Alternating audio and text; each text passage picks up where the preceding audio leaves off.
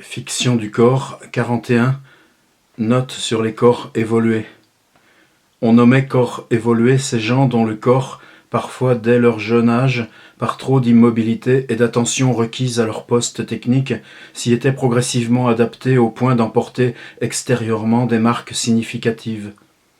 Au demeurant, ne bénéficiait-il d'aucune reconnaissance ou statut spécifique ni avantage.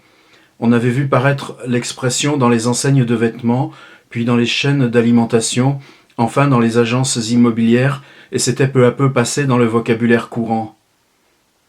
Au demeurant, cela évitait aussi de les vexer si par hasard on les nommait en ces termes devant eux.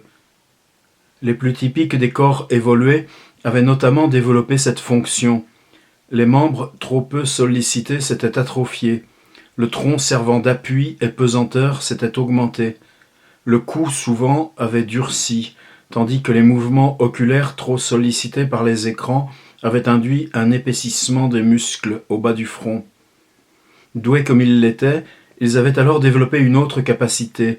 Là où tout l'ordinaire des gens se concentrait des deux mains sur leur unique téléphone, ils avaient appris à utiliser les deux.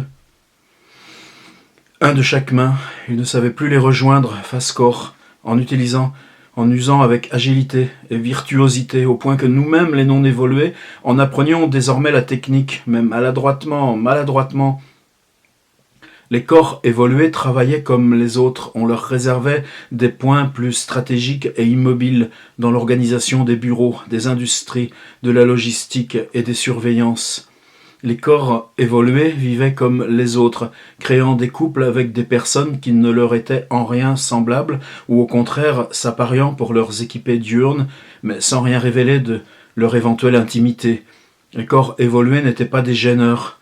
Ils ne revendiquaient pas de responsabilité sociale ou politique. Ils ne demandaient pas à voyager plus que d'autres, étaient ainsi considérés plutôt de tempérament bon enfant, peu attentifs à la qualité du manger ou du dormir, plus vigilants sur leur indépendance, ou dit plus grossièrement, qu'on leur foute la paix.